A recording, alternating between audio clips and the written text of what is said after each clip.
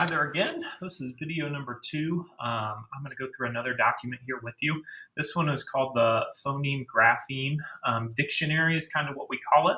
A couple technical terms for you here. Phoneme is a fancy word for just saying the sound, and grapheme are the letters that are attached to that sound. So this is kind of a list that we have compiled that will walk through each sound and all of the different letter combinations if there's more than one, or just what letter can make that sound. So I'm not going to go through all the letters with you, but looking at like this is the short A sound, ah.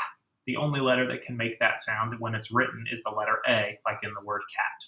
B, same thing, the B sound can only be represented by the letter B, or at least ones that we're going to learn this year.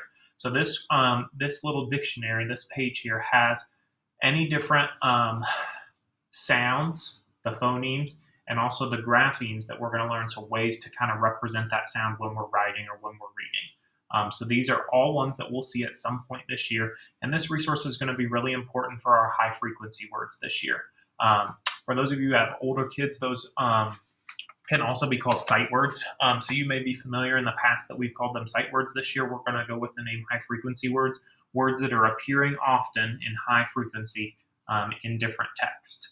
And so this is going to be really important, as each time we learn a new high frequency word this year, we're going to map it out, which is we're going to kind of discuss each letter, break down each letter that's in there, and does it follow the normal phoneme grapheme relationship, or are there some different parts we're going to call heart parts this year that we just kind of have to memorize and know by our heart.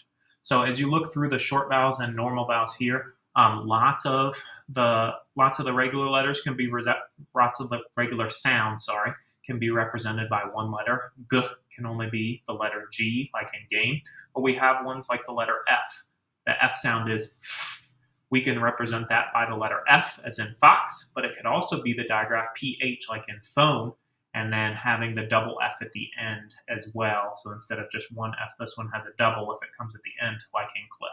So there are some letters that have some sounds that have multiple ways that they can be represented by letters or graphemes. They can be spelled differently depending on the sounds. If we look at the sound, it can be represented by letter R, like in rock, or there are words that have that silent W at the beginning, so it's a WR sound, like in wrench. So this is just going to be a page that you can go back to and reference, especially as we introduce high frequency words this year.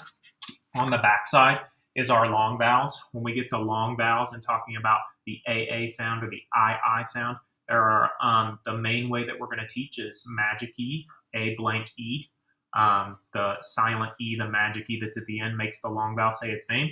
But there are also other ways, like in the A sound, AY together, the grapheme AY also says A, like in day. We don't hear the normal Y sound in the Y. AY goes together to say A. So you can kind of look through all of these. The digraphs that we're going to learn being the CH, and also the TCH, like in watch, can be made. SH is sh, and that's represented with SH. TH can actually make two different sounds, and that's why it's split. One can be voiced and one unvoiced. The sound, like in bath, and the v sound, like in this. And then WH is the W sound. And then we also have some diphthongs and vowel variants that we're going to see. We'll talk a little bit about R-controlled vowels. And so lots of these things, you don't need to be an expert on any of these things, but I wanted you to have a resource that you could go back to and also look at as we introduce some of our high-frequency words this year, that some of the heart parts will not come from this list, but anything that's on this list are things that we're going to talk about at some point this year. It may not be until really late this year, but we are going to do our best to reference this chart in class, and so I wanted you to have this resource available to you at home as well. Thanks.